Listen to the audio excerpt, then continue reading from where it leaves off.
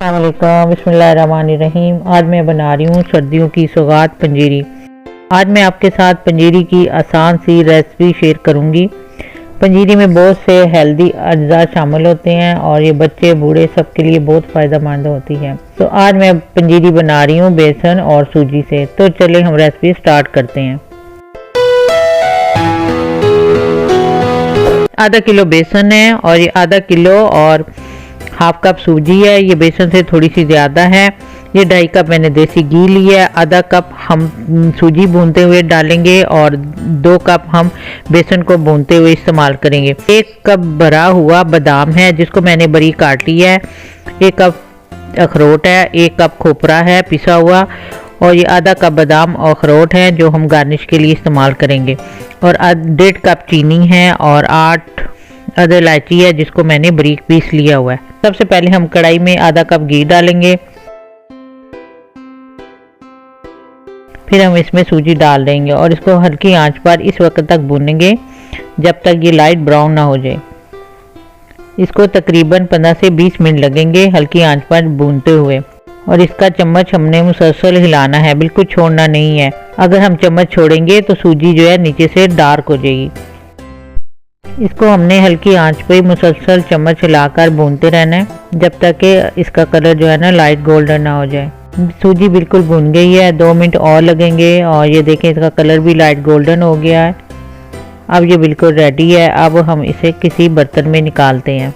सूजी को हमने निकाल लिया है। अब ये देखें उसी कढ़ाई में हमने अब बेसन डाला है। अब इसमें हम घी डाल देते हैं। सूजी को भूनने में तकरीबन 15 मिनट लगेंगे। इतना ही टाइम बेसन को भूनते हुए भी लगेगा।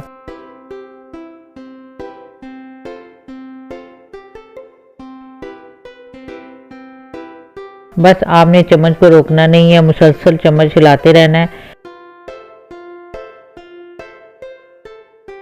बेसन को भूनते हुए पहले थोड़ी मुश्किल होती है, फिर ये घी छोड़ने लग पड़ता है तो फिर आसानी से भुन जाता है ये। अब हम इसमें इलायची पाउडर भी डाल देंगे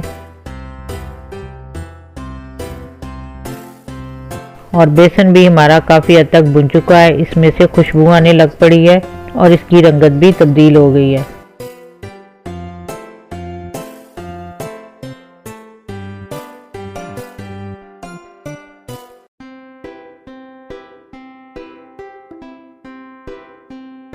अब हम इसे उतार लेते हैं और इसको हम गरम गरम सूजी के ऊपर ही डाल देंगे।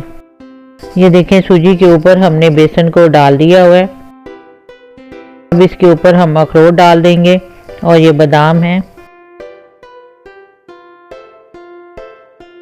ये खोपरा है और ये चीनी है। अब हम इसे अच्छी तरह मिक्स करेंगे। ये गरम गरम है तो इसलिए ये बहुत आसानी से मिक्स हो जाएगा।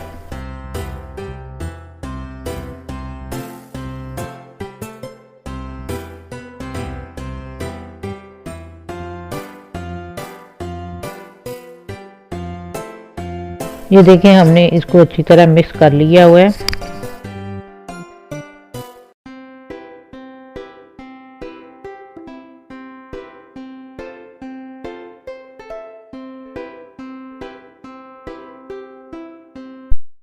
इसमें घी जो है वो भी बिल्कुल सही है। बेसन भूनते हुए जो घी हमें ज़्यादा लग रहा था, जब हमने इसमें ड्राई फ्रूट डाला तो वो बिल्कुल मुनासिब हो गया है। अब इसको इस तरह भी खा सकते हैं, थोड़ी चिली और हल्की गर्म करके खा ली, या आप इसके लड्डू भी बना सकते हैं। लेकिन हम इसको ट्रे में डालकर इसको जमा कर उसके पीस काटेंगे। अब हम इसे ट्रे में डालकर इसको दबा दबा कर सेट कर लेंगे। अब ये जो बादाम और अखरोट हमने गार्निश के लिए रखे थे ये भी उसमें डाल देते हैं। अब इसे हम थोड़ा ठंडा करेंगे और फिर जब ये ज़्यादा ठंडा हो जाएगा, जम जाएगा, तो फिर हम इसको छुरी से काट लेंगे। इसके पीस हम काट लेंगे। ये पंजीरी हमारी तैयार है। ये देखें, आप इसको किसी एयर टाइट डब्बे में रखकर 3 से 4 महीने खा सकते हैं आराम से। सर्दियों का मौसम आपका इससे आराम से गुजर जाएगा। उम्मीद है कि आपको मेरी ये रेसिपी पसंद आएगी। आप इसे ज़रूर ट्राई कीजिएगा और मुझे अपनी दुआओं में ज़रूर याद रखिए। अस्सलाम वालेकुम, बिस्मिल्लाहिर्रहमानिर्रहीम। आज मैं लाई हूँ आपके लिए ताकत का ख़जाना और कमज़ोरी का तोड़ रेसिपी। आज हम बनाने जा रहे हैं मूंग दाल की पंजीरी। नाज़रीन, पंजीरी के बहुत सारे फ़ायदे हैं, ख़ासकर बच्चे की पैदाइश के बाद तो ये बच्चा को ज़रूर बना कर देनी चाहिए। तो चलिए हम इसको बनाना शुरू करते हैं। पंजीरी बनाने के लिए मैंने 1 किलो साबुत मूंग ली थी और इसको मैंने अच्छी तरह साफ कपड़े पे डाल के अच्छी तरह मैंने इसको साफ कर लिया था। फिर मैंने इसको पीस लिया है।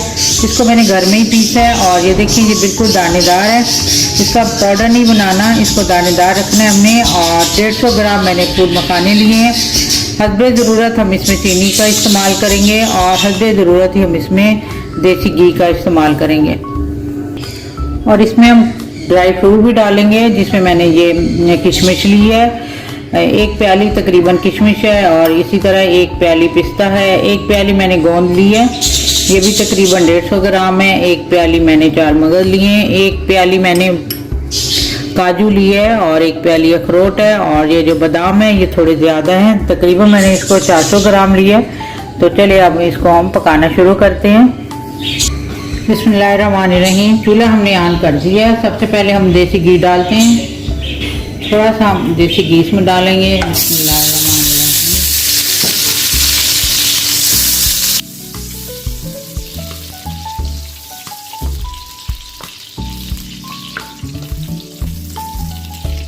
इसको हम गर्म होने देंगे अच्छी तरह से और आंच इसकी हम दरमियानी रखेंगे। ज़्यादा तेज़ आंच नहीं हमने करनी, मीडियम आंच इसकी हमने रखनी है। और तेल को हम अच्छी तरह गर्म होने देंगे। ये घी जो है ये अच्छी तरह गर्म हो गया। अब इसमें हम ये गोंद डालते हैं। सबसे पहले हम गोंद डालेंगे, इसमें थोड़ी सी हम डालेंगे।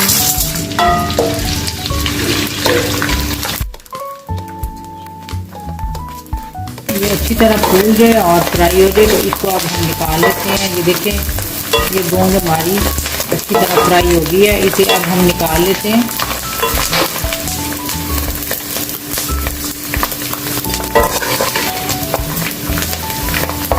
अब इसी तरह हम बाकी की गोंद भी फ्राई कर लेते हैं।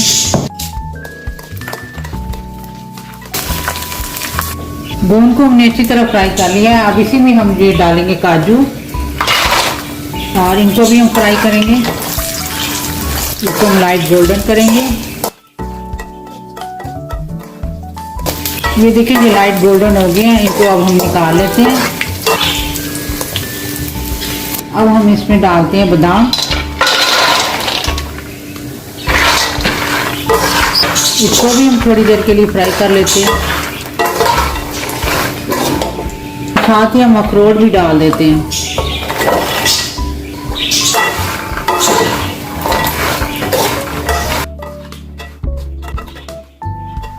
ये बादाम और अखरोट फ्राई हो गए हैं। इसमें अब हम ये पिस्ता भी डाल देते हैं। इसको ज़रा हमने हल्का सा फ्राई करना है और हम आखिर में हम ये डालते हैं, ये चार मगज जो ये डाल देते हैं।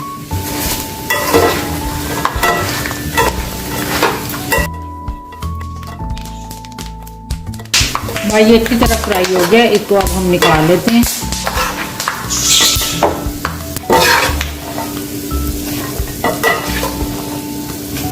ड्राई फ्रूट सारा हमने इसको फ्राई कर लिया है। अब इसमें हम इसको हमने साफ कर लिया अच्छी तरह से। अब इसमें हम और देसी घी डाल रहे हैं।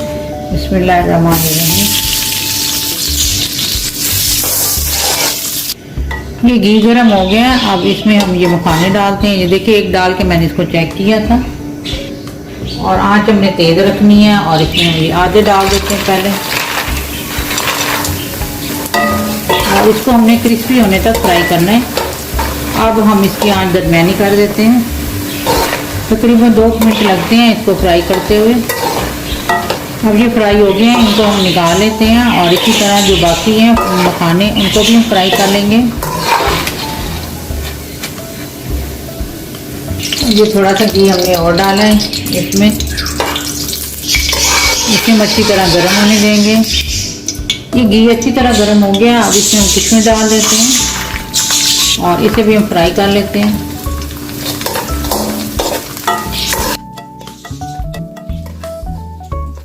ये किशमिश भी फ्राई हो गया, इसको अब हम निकाल लेते हैं। अब हम इसमें डालेंगे देसी घी, और देसी घी हम डालेंगे इसमें, और आँच हम इसकी हल्की रखेंगे। अब हम इसमें डालते हैं दाल। बिस्मिल्लाहिर्रहमानिर्रहीम।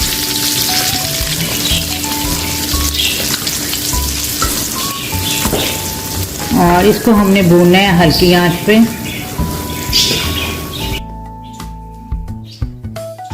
अभी इसमें और भी घी डलेगा क्योंकि ये कम लग रहा है मुझे।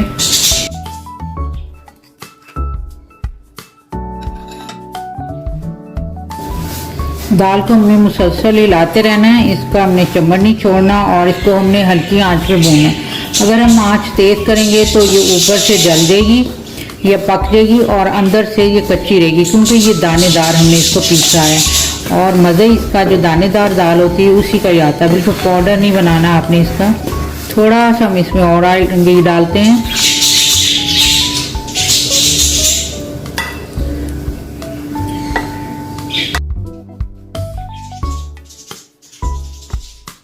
मैं इसको हल्की आंच पे भूनूंगी और फिर मैं आपको इसका टाइम बताऊंगी कि मुझे कितना टाइम लगा भूनने का। आप इसको किसी प्लेट में थोड़ा सा निकाल के और इसको चबा के दांतों से देख सकते हैं कि ये अंदर से गल पकी है कि नहीं, क्योंकि जब हम दांतों से इसको चबाते हैं तो फिर हमें जो अंदर का जायका होता है ना, वो फील होता है कि वो कच्चा है, कच्ची है चीज़ या पक गई हुई है। कि दाल को तकरीबन मैंने 20 मिनट के लिए भूनना है। अब इसका ये घी जो है ना, ये भी सेपरेट होना शुरू हो गया, लेकिन अभी हम इसको चेक करेंगे ये अंदर तक भून गई है कि नहीं। इसको मैंने हल्की आंच पे भूना है। थोड़ा सा हम इसको प्लेट में डालते हैं और इसको ज़रा ठंडा करते हैं, फिर हम इसको चेक करते हैं।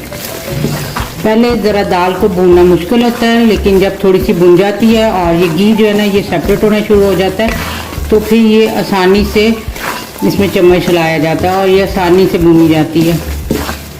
इसको मैंने चखा है, ये काफ़ी हद तक भून गई है, लेकिन अभी भी थोड़ी सी कसर है। तकरीबन हम इसको 10 मिनट के लिए और भूनते हैं।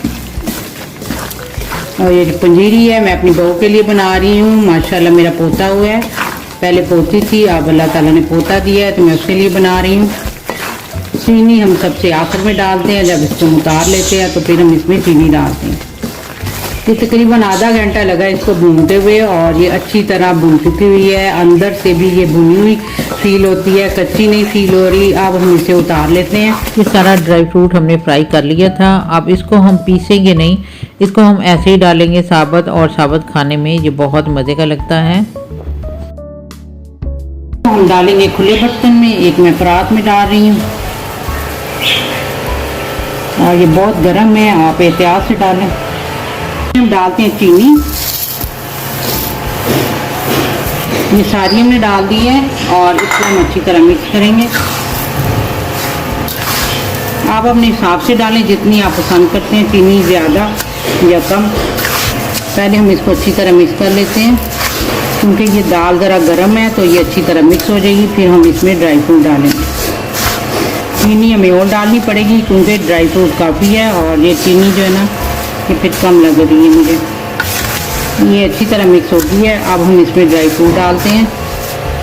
बिस्मिल्लाहिर्रहमानिर्रहीम। पहले हम इसको अच्छी तरह मिक्स करेंगे, फिर बाकी डाल जो बचाया था मैंने ड्राई फ्रूट वो भी डाल दिया। अब इसको मैंने अच्छी तरह मिक्स कर लिया है। ये देखिए इसको हमने अच्छी तरह मिक्स कर लिया है, और ये चीनी भी हमने और नहीं डाली, वो बिल्कुल परफेक्ट चीनी है इसमें। अब इसे हम बाउल में डालते हैं। ये बच्चे की पैदाइश के बाद इसको नाश्ते में भी ले सकते हैं और शाम की चाय में भी। ये इस तरह का ताकत का खजाना है, इससे बहुत मदद मिलती है। इससे जिस्म को बहुत तवानाई और ताकत मिलती है, और बच्चे को फीड भी जो माएँ जो है ना अच्छी तरह से करा सकती हैं, क्योंकि उनका फीड भी अच्छा हो जाता है। तो आप ये बच्चों की पैदाइश के बाद ज़रूर बनाएंगे। माशाल्लाह पंजीरी हमारी तैयार है। इसको हर उम्र के अफराद खा सकते हैं। आप इसे थोड़ी सुबह और थोड़ी शाम को दूध या चाय के साथ ले सकते हैं। आपकी हर किस्म की ये विटामिन पूरी करेगा और ताकत देगा आपके जिस्म को। अब मुझे अगली रेसिपी के लिए इजाज़त दीजिए। अल्लाह हाफिज़।